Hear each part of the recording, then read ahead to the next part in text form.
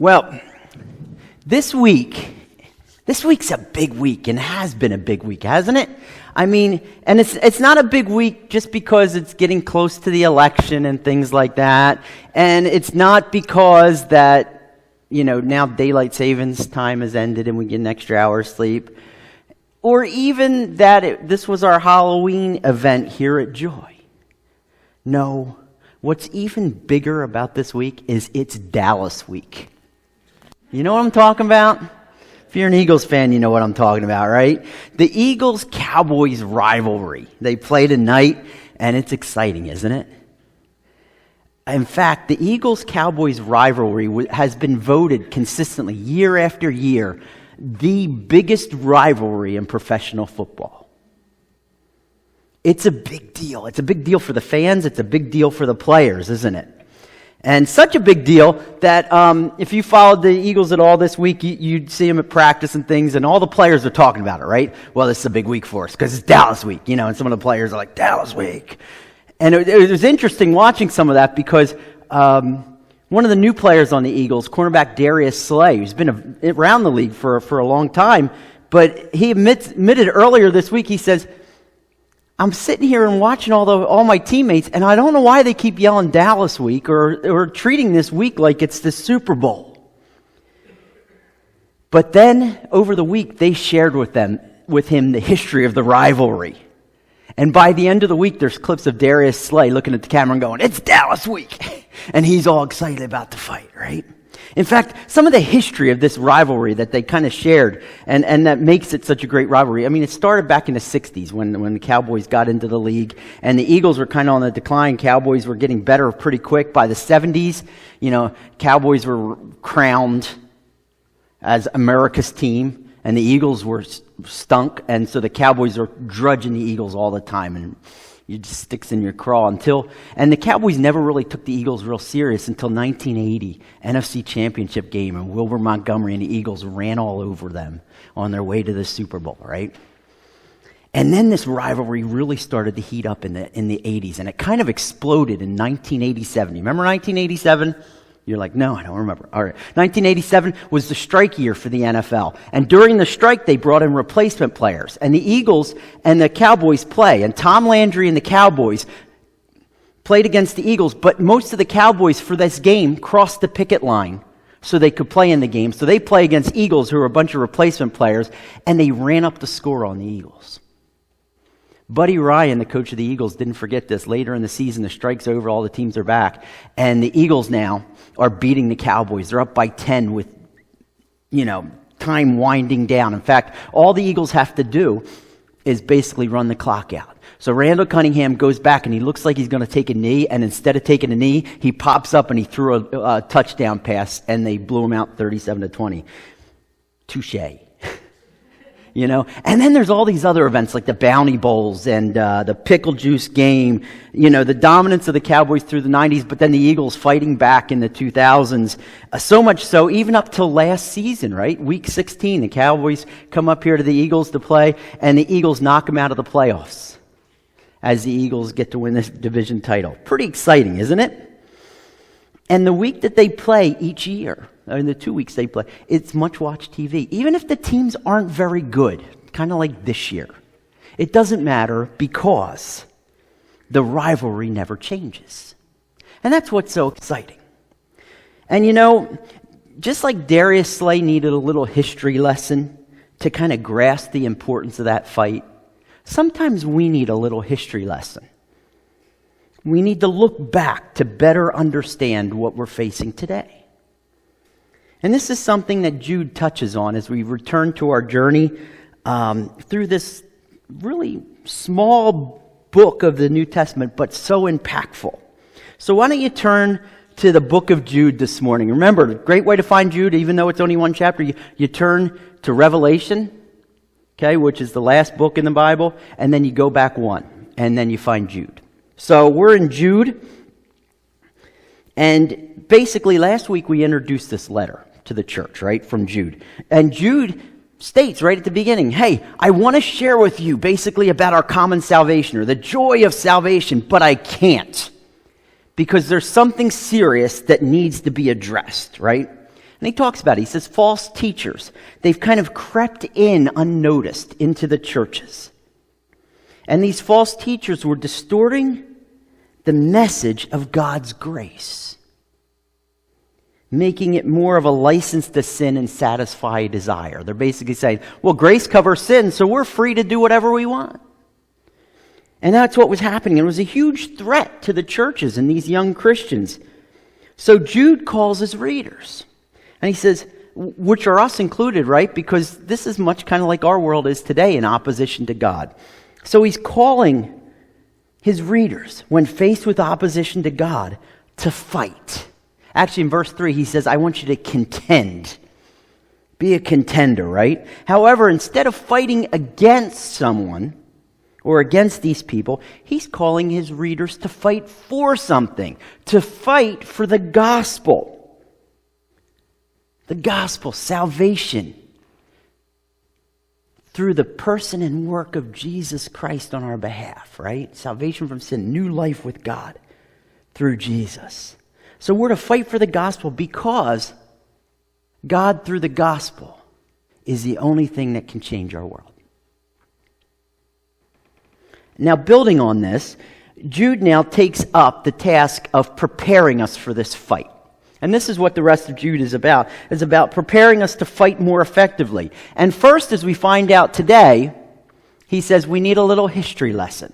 You want to know about what the fight's all about and why it's so important? Let me take you a blast from the past. So this is where we pick up this morning. We're in verse number 5. So this is where we'll pick up. We'll just read a couple verses. It's a short little history lesson Jude has for us. But again, pretty significant. So let's read. Jude 5.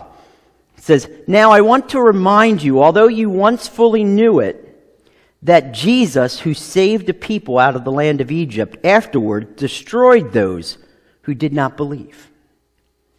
And angels who did not stay within their own position of authority, but left their proper dwelling, he is kept in eternal chains under gloomy darkness until the judgment of that great day.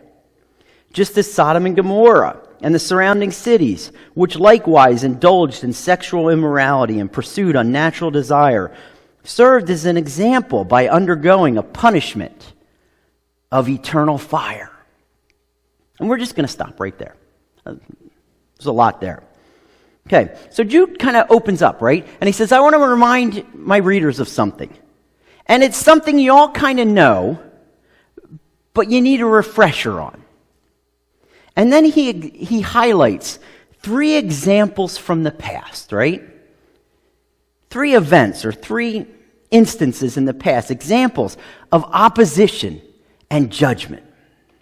The first example is about the Israelites, right? And the Exodus, the story of the Exodus. Now, the Jews and the Gentiles in the churches would understand this. They'd all heard about the Exodus and things like this. Basically, the Israelites were enslaved by the Egyptians, and God delivers them, right?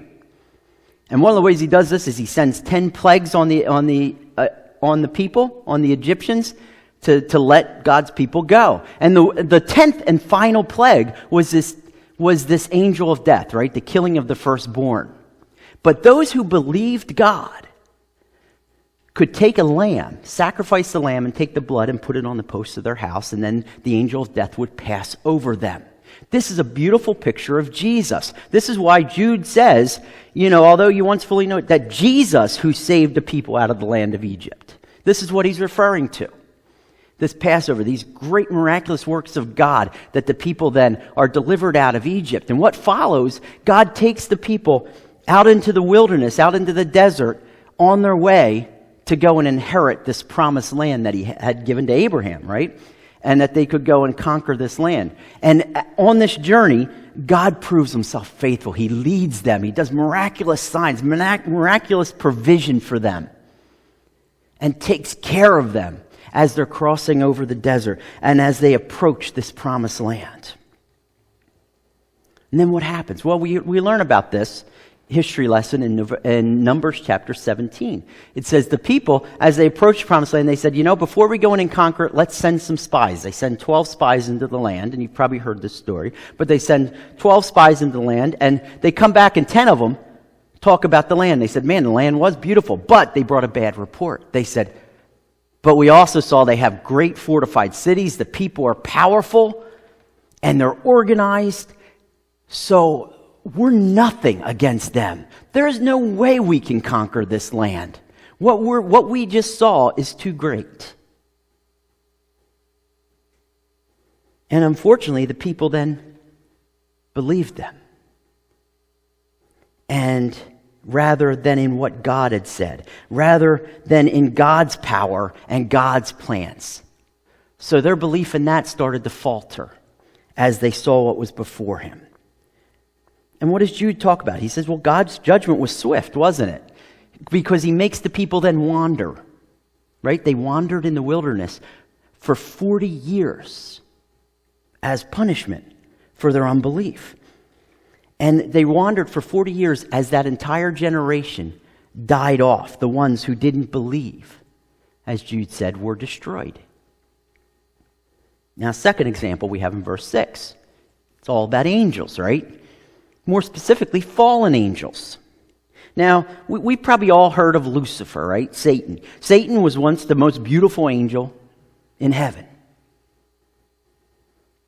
And how Lucifer then, he contended for God's glory. He started to say, I'm as great as God. I should have the glory that God has. I should have the power and the position of God. And because of that, Lucifer was cast out of heaven. Well, he wasn't alone. Actually, Lucifer convinced a whole host of angels to rebel against God as well. Right? And God acted again swiftly in judgment. He not only cast them out of heaven, but Jude notes that he enslaved them. He put them in chains in gloomy darkness, right, until the final judgment. So he judged them immediately, and then he's holding them also for a final judgment. Then Jude gives us a third example, right? Sodom and Gomorrah. Now, Sodom and Gomorrah was widely known as kind of this picture that painted of the seriousness of sin. In fact, throughout Scripture, Sodom and Gomorrah is kind of known as this. It's actually mentioned more than 20 times throughout the Bible, a reference to Sodom and Gomorrah. So most Jews and Gentiles will get this. Well, their sin, as Jude mentions, is immorality. Most notably, sexual sins, which kind of goes back to what he's talking about, the false teachers that are seeking sensuality.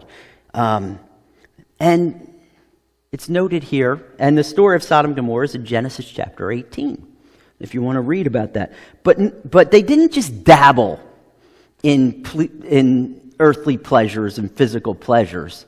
It says they indulged in it. You know what that means? They were unleashed. They were unfettered, in their seeking after it, including homosexuality. In fact, the word that Jude uses here is sexual immorality and pursued unnatural desire. Now, if you look at that term, unnatural desire, what it literally means is flesh of men. So they pursued flesh of men. Okay, so that's what it's kind of talking about. And all their other kinds of perversions, okay? And although the cities of Sodom and Gomorrah and some of the suburb cities were great cities, because of their sin, God consumes them with fire, right? Destroying them. And even more, they face eternal fire. So, these history lessons are pretty somber stuff, isn't it? It's not a great, happy history lesson, is it? So why does Jude share this history lesson here when he's talking about fighting for the gospel or contending for this gospel? Well, he's trying to do two things here, Jude. First, he's reminding his readers of some important events of opposition and judgment so that we can understand there's other events like this, right? Of God's judgment on those who oppose him. And second, he's reminding his readers that, some things never change. What was true at the time when these events happened was true when Jude was writing this to the churches and is true today. There will always be those who oppose God, and God is always faithful to judge. You see, knowing this history, it will help all of Jude's readers fight better. It will help us better contend for the gospel in a world that opposes it. So, I want us to look a little more closely at these 3 verses, because we find as we look closer, we're going to find 3 things in here that Jude is sharing. First, he's sharing a revelation. He's revealing something to us. Then he shares with us a warning. And then also in this, he shares with us an encouragement. And this is how he's kind of teaching us history. So, and in fact, as we dig a little deeper, what we're going to find is that we can fight better for the gospel in our world when we can, first of all, we see this through this, identify an enemy of God. We're going to be better fighters if we know our enemy, if we know the enemies of God, if we can identify them. So Jude first here shares this revelation. He says, I'm going to reveal to you what makes someone an enemy of God. In fact, each of these examples reveals a different sin that threatens our understanding of the gospel and grace, and it also opposes God. So, what does it look like? Well, it begins with unbelief. This is the sin of the Israelites, unbelief. In fact, unbelief is where all sin begins. Do you know that? It's where sin started in the garden with Adam and Eve, when the serpent convinced them, oh, God didn't really say that when you eat of the tree that you'll surely die, right? And all of a sudden they said, yeah, maybe he didn't. I don't believe he said that either. And that's where it started, that downward fall, right? Well, and this is where the Israelites went when they didn't believe that God would make a way to the promised land despite what they saw. Even though God had been faithful up to that point, what they saw in front of them looked too big. So they said, I don't believe God can continue this with us. And that's what did them in, right? And unbelief, it starts small, doesn't it? Unbelief can start just maybe it's a little doubt in God's word. So small that we don't really even notice it first. Maybe for us, and we see today, maybe somebody that's teaching a passage of God's word, and they take out a few words that seem hard to swallow, or that maybe they don't want to obey that part. So they just say, well, let's just look at this part. Do you ever see that? And then they begin casting doubt on whether God really meant it like this or not. Well, God didn't really mean it like this. Or, you know what, it doesn't really apply for today because we have to keep up with the culture. And from that, lies are crafted. Falsehood takes root, leading many people astray.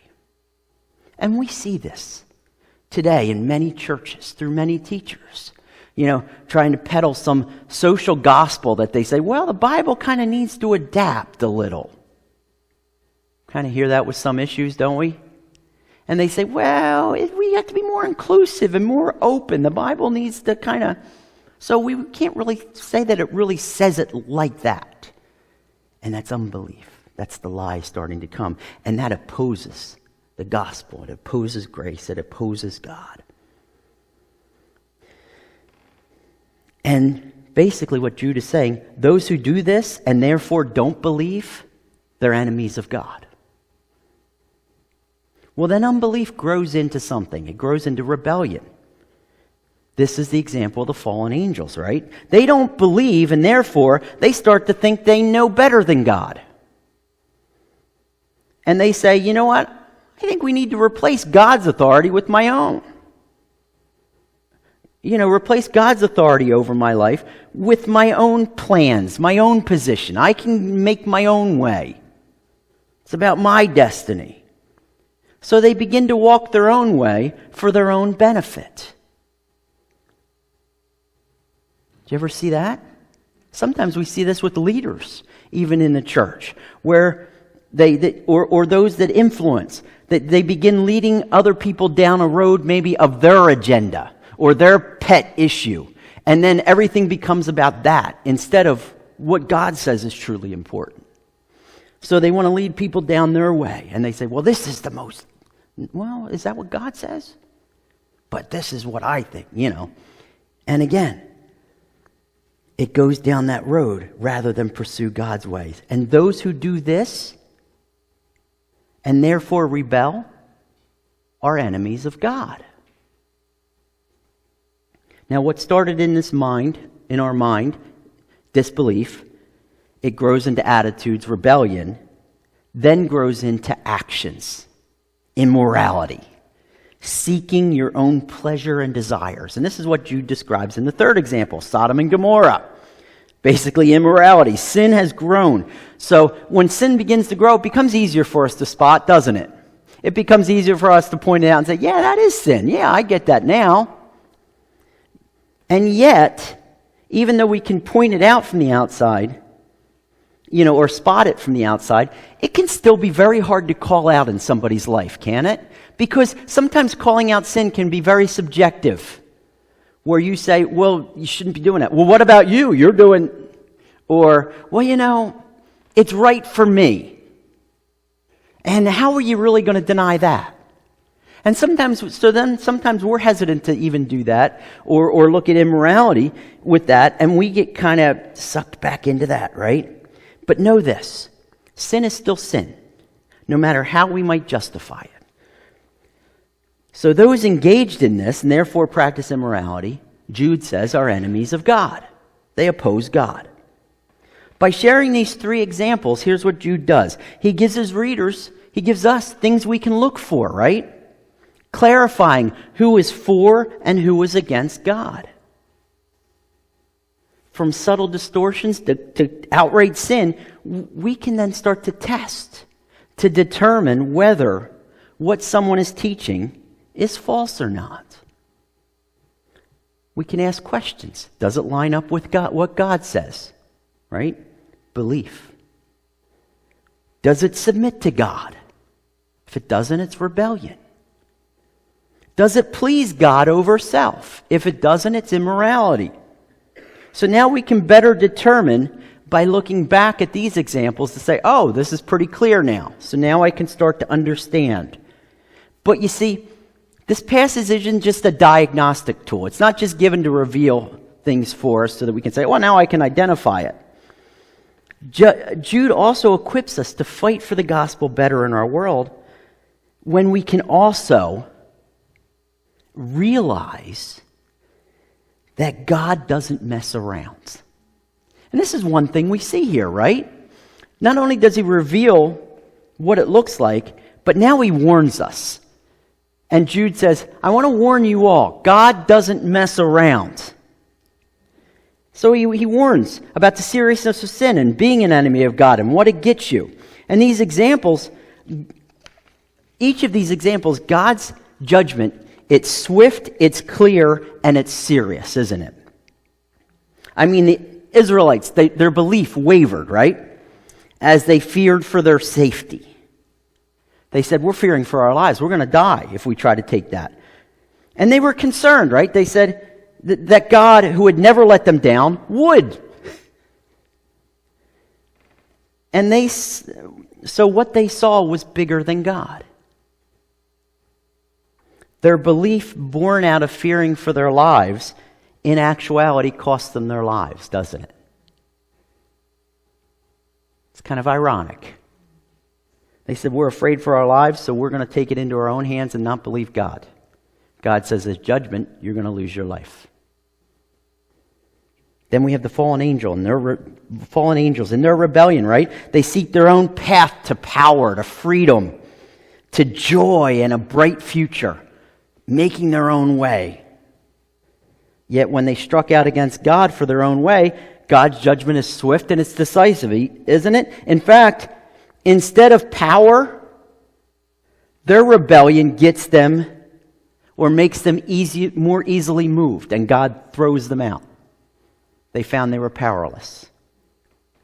Instead of freedom, that they wanted, that they sought, they're in prison. They're put in chains, right? Instead of joy, they despair in gloomy darkness, right? And instead of a bright future, again, God cast them into darkness as they await final judgment, which is a horrible future. It's not a great exchange, is it? And then we have Sodom and Gomorrah. In their immorality, they sought pleasure, right? They sought a future for these great cities. But instead they found eternal fire, or basically the opposite, pain and destruction. All of these groups, they had it good. They had it good as friends of God, or could have had it good as friends of God's. I mean, the Israelites, they were being protected. They were being led. They were being cared for by God.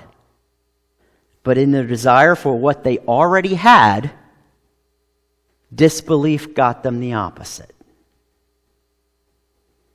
The angels had it all with God. They had purpose, they had honor, they had beauty. Yet in their quest to get it for themselves, their rebellion gets them the exact opposite of that.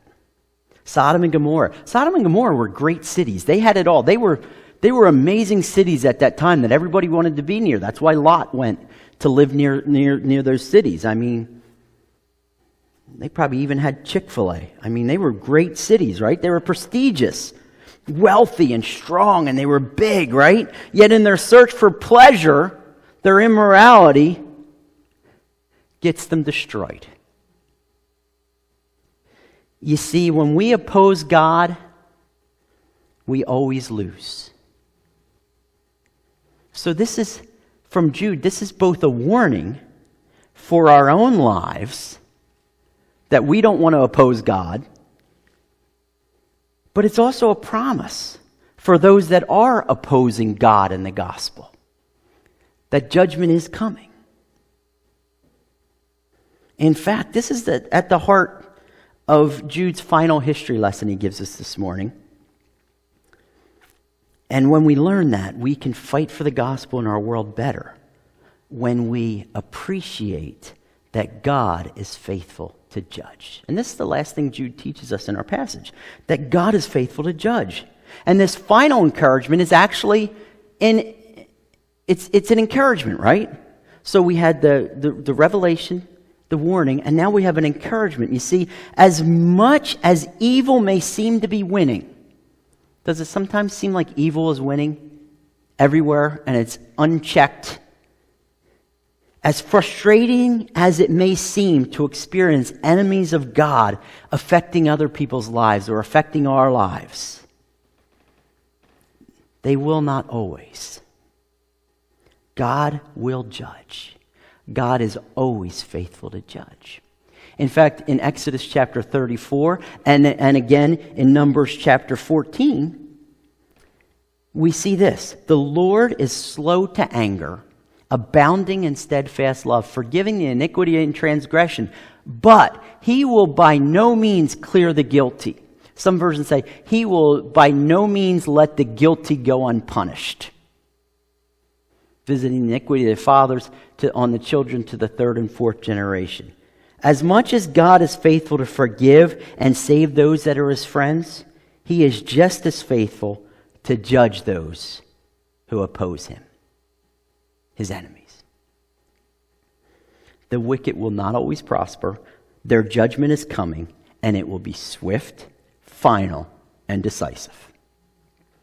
That's what we learn here.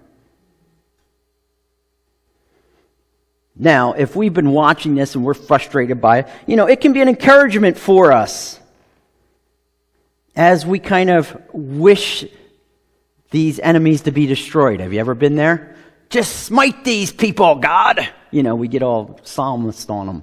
And we start saying, yeah, God, take them out. Finally, God's going to get them. But you know what? That's not what the gospel's about. That's not what Jude is getting at here. He's not saying, I want to encourage you that they're going to go so you can finally be seen as triumphant. He says, no, this is coming. I want to encourage you because this is an opportunity to confront them. See, he's encouraging his readers and us. in confronting those who peddle sin rather than the gospel. Basically, we confront to correct for their benefit rather than destroy. We confront people so that they can hear, so that they can experience forgiveness. That's why we confront. See, sometimes we get that wrong and we say, all right, we're to confront the enemies of God and we're to fight them. No, we're not fighting against them. We're fighting for the gospel, remember? Remember what Jude talks about? We're fighting for that. We're fighting for grace to be understood by everybody, even the enemies of God, so that they're no longer enemies of God. So he's basically saying, this is what we do. We confront rather than destroy. We confront unbelief with the truth of God. We confront rebellion with submission and joyful service. We confront immorality with lives dedicated to Him. And sure, when we do confront, hey, we may face more opposition, we may face more ridicule, malice, people not liking us and things like that. But that's only temporary. God is faithful. God is faithful not only to honor those that are His friends, but to judge those that are His enemies. So, Jude's saying, take heart.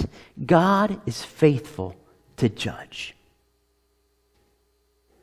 So, this is our first way that Jude shares that we're equipped to better fight for the gospel in our world. And that's looking back to discover how some things never change. There will always be enemies of God, but God is always faithful in dealing with them. In the meantime, we have what we need to identify these enemies for who they are, so that we can address them for their benefit, so they can become friends of God and escape His judgment. You see, Jude calls us to fight.